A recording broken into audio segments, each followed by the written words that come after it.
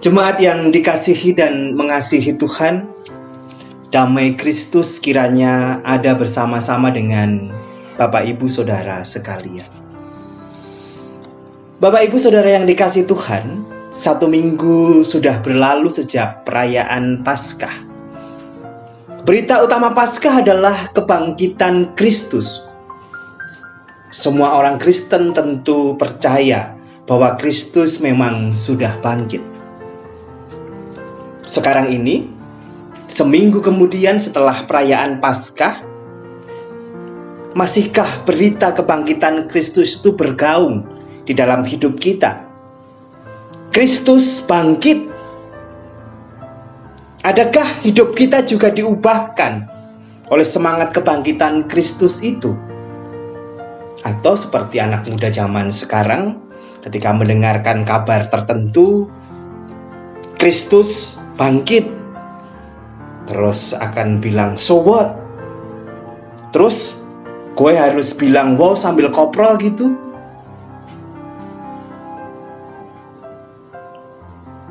Tahun ini adalah Paskah yang berat buat kita.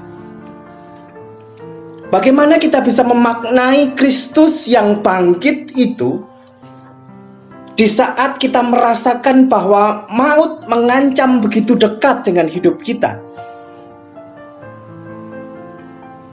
Perkembangan virus COVID-19 yang masih mengkhawatirkan, hidup kita seolah-olah diambang ketakutan, kekhawatiran. Dalam situasi ini kita diperhadapkan pada pernyataan bahwa Yesus bangkit. Terus kenapa kalau Yesus bangkit? Memang kalau Yesus itu bangkit terus hidup kita jadi enak gitu? Terus gue harus bilang wow sambil koprol begitu? Mungkin begitu reaksi kita kalau kita mau jujur.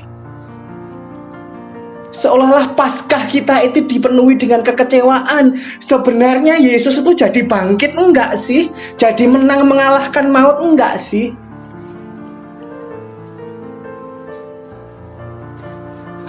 Perasaan yang kurang lebih sama dirasakan juga oleh Kleopas dan temannya.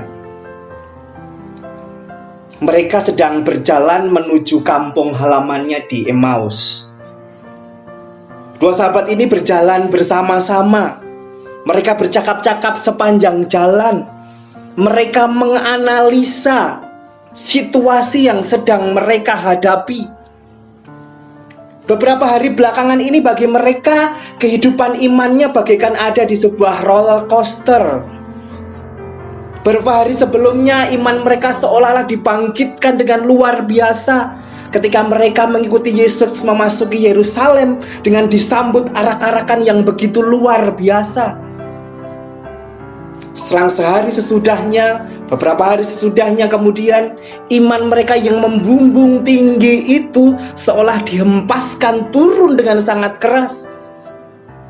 Bahwa Yesus yang dilulukan masuk ke Yerusalem itu harus mati, disiksa di kayu salib. Dan situasi mereka juga tidak kalah menakutkan. Setelah Yesus disalibkan itu, mereka menghadapi sebuah konspirasi pemerintahan yang begitu licik. Orang-orang yang berpikiran sempit mengendalikan para fanatik agama untuk menyerang seorang pria yang baik dan jujur, Yesus. Mereka mengendalikan hukum sehingga hukum itu tidak berguna lagi. Mereka menekan sistem peradilan untuk mengabaikan hukumnya dan mempercepat eksekusi seorang laki-laki yang tidak berdosa dan menyiksanya sampai mati di kayu salib. Situasi yang mungkin sering mirip kita rasakan. Bapak saya itu menjadi calon lurah 2 kali, Bapak Ibu, dan dua-duanya gagal. Dan perasaan yang begitu mencekam itu muncul ketika selepas pengumuman bahwa kalah dalam pilihan itu. Bagaimana wajah-wajah murung, putus asa, bahkan dengan teriakan-teriakan stres itu muncul ketika pemimpin yang digadang-gadang oleh mereka mampu memimpin desa mereka ternyata kalah. Dalam skala yang besar itu juga yang dirasakan Kleopas dan temannya, bahwa Yesus yang diharapkan memimpin Israel keluar dari penjajahan yang sudah dielulukan sebagai raja di masa Minggu Palma ternyata mati dalam sebuah konspirasi yang licik sekali.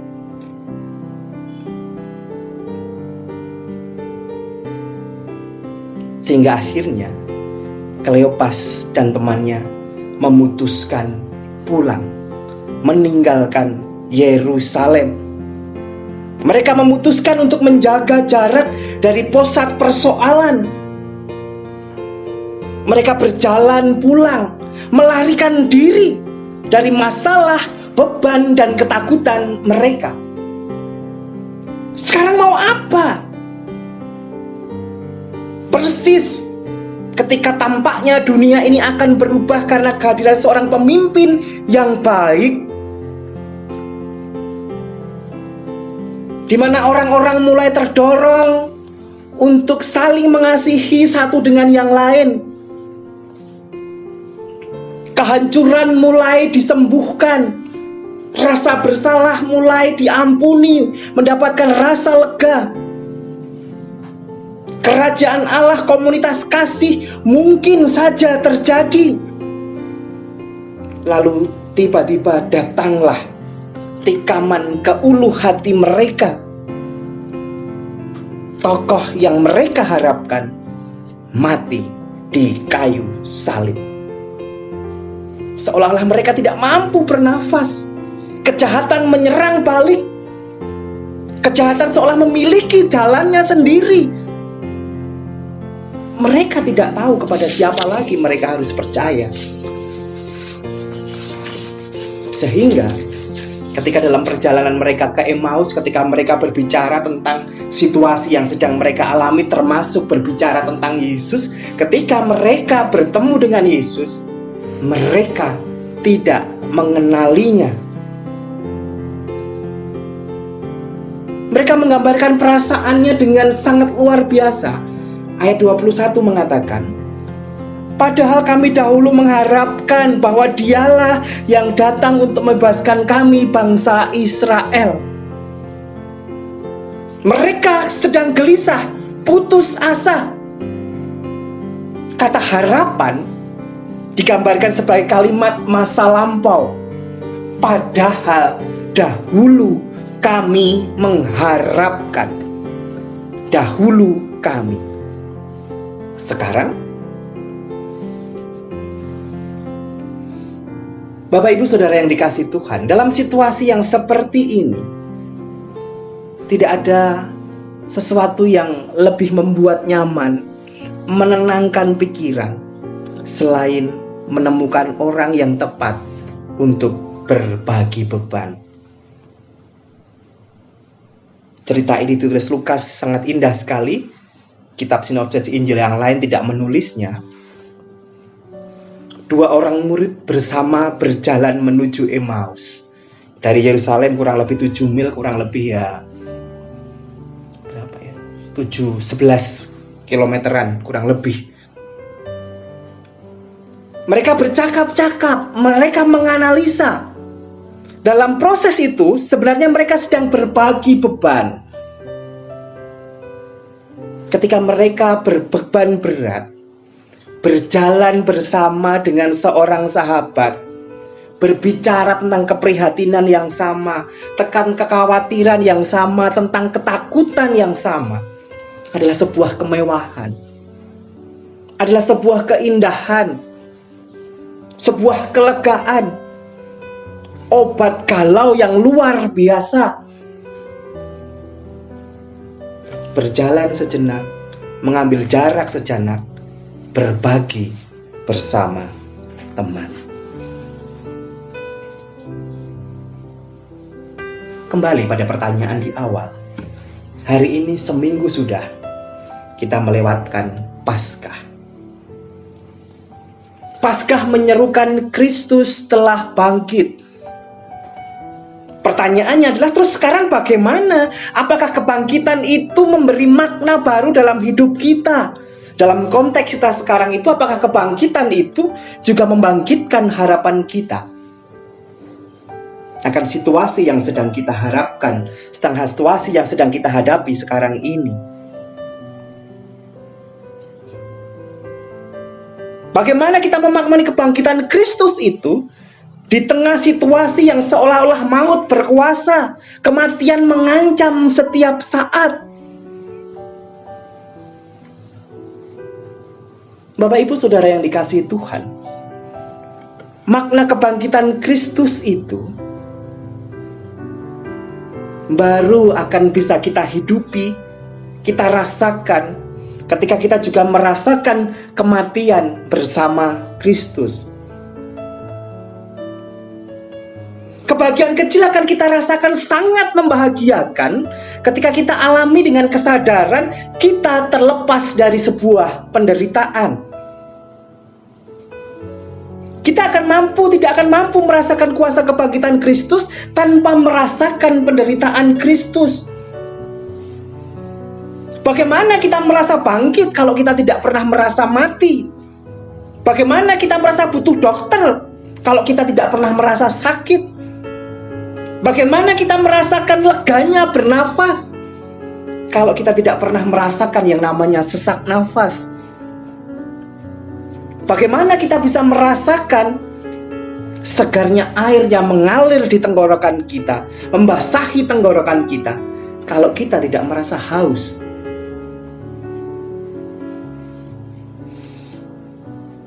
Orang Kristen seringkali menghayati imannya dalam kemenangan dan kemegahan. Bahwa perlombaan itu menjadi berharga ketika kita memenangkan perlombaan itu.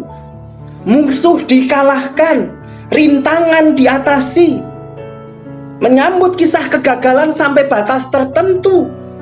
Dan itu pun diceritakan sebagai sebuah refleksi masa lalu di mana pada akhirnya Tuhan menolong mereka keluar dari persoalan itu.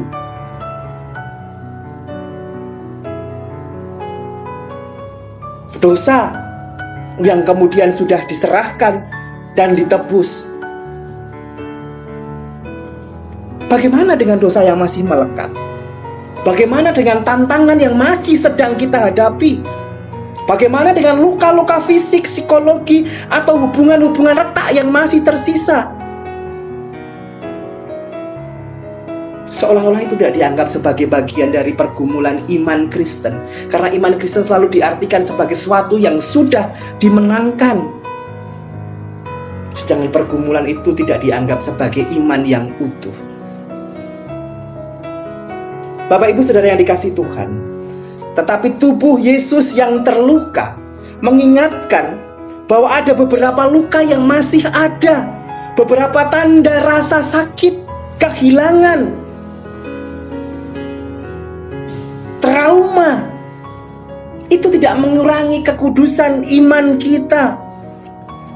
Beberapa luka masih ada bahkan setelah kebangkitan Kristus. Dan itu tidak apa-apa. Tidak apa-apa untuk merayakan kebangkitan Kristus dan berduka karena hati kita masih hancur, ada dalam pergumulan yang berat.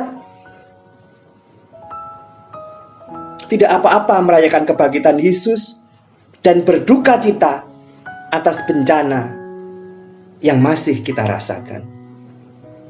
Tidak apa-apa untuk mendengar kisah-kisah iman orang lain yang membangkitkan semangat.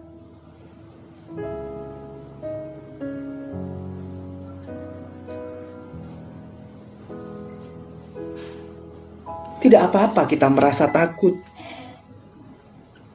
Kebangkitan Paskah bukan membuat kita manusia dewa yang terbebas dari rasa takut. Bahwa rasa takut itu malah membawa kita pada sebuah kesadaran kita lemah. Kita membutuhkan Kristus. Dalam kesadaran itu, maka kita akan mampu merefleksikan kebangkitan Kristus. Bahwa kita yang lemah itu mati bersama-sama dengan Kristus dan dibangkitkan dalam sukacita kemuliaan Kristus. Demi kita yang lemah itu, Kristus mati dan bangkit. Seperti dua murid yang kehilangan harapan mereka, berjalan dengan sedih menuju kampung halaman mereka, sehingga saking sedihnya mereka tidak melihat Yesus bersama mereka. Dalam situasi seolah-olah tidak ada harapan lagi, mereka mencoba mengais harapan itu dalam perjalanan, menimbang-nimbang kembali, mengingat-ingat kembali apa yang sedang sebenarnya mereka alami. Mereka mendiskusikan situasi mereka antara ketakutan, keputusasaan, dan harapan yang coba dibangkitkan.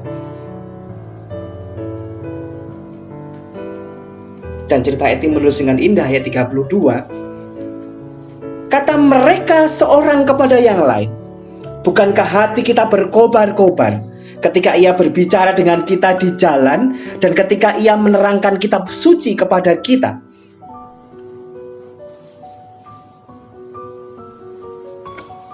Dan akhirnya kebangkitan itu memberi daya kepada mereka, menguatkan mereka, membangkitkan iman mereka. Dan ternyata kekuatan iman itu membuat fisik mereka juga semakin kuat. Setelah mereka berjalan 11 kilo kurang lebih, ketika kemudian Yesus makan bersama mereka, menjelaskan tentang firman Tuhan, mereka beroleh daya kebangkitan itu. Dan mereka bertolak kembali ke Yerusalem dan memberitahukan kepada para muridnya. Saudara-saudara yang dikasihi Tuhan, dalam situasi kita sekarang, mari kita berefleksi bahwa pandemi ini bukan mengenai persoalan kebangkitan yang dikalahkan, bukan soal Kristus yang tidak berkuasa lagi, juga bukan soal kita tidak beriman, kurang beriman. Tapi mari justru kita melihat di situasi ini seolah-olah harapan berkurang. Kita hidup dalam kekhawatiran dan kelemahan serta ketakutan. Itulah saatnya kita berserah kepada Kristus. Dan lagi, itulah saat kita, saat yang tepat untuk menempuh perjalanan iman kita bersama dengan teman-teman dan sahabat kita. Saatnya kita menjadi teman dalam perjalanan iman, saling berbagi satu dengan yang lain, saling menguatkan satu dengan yang lain. Dengan demikian, kita bisa berbagi beban, kita bisa menguatkan satu dengan yang lain, dan justru itulah refleksi kebangkitan itu kita munculkan. Kita tidak hidup untuk diri kita sendiri. Kita berhidup untuk sesama kita, untuk orang-orang yang kita kasihi. Ketakutan bukan tanda kelemahan. Kebangkitan Kristus kita rasakan menguatkan iman kita. Selamat berjalan bersama-sama, berziarah iman bersama-sama, membangun harapan bersama, dan rasakan hati kita dihangatkan oleh peziarahan itu, oleh kehadiran satu dengan yang lain, dan kehadiran Tuhan yang menghangatkan hati kita. Selamat memaknai makna di dalam Paskah, di dalam kehidupan kita sehari-hari. Kristus sudah bangkit. Amin.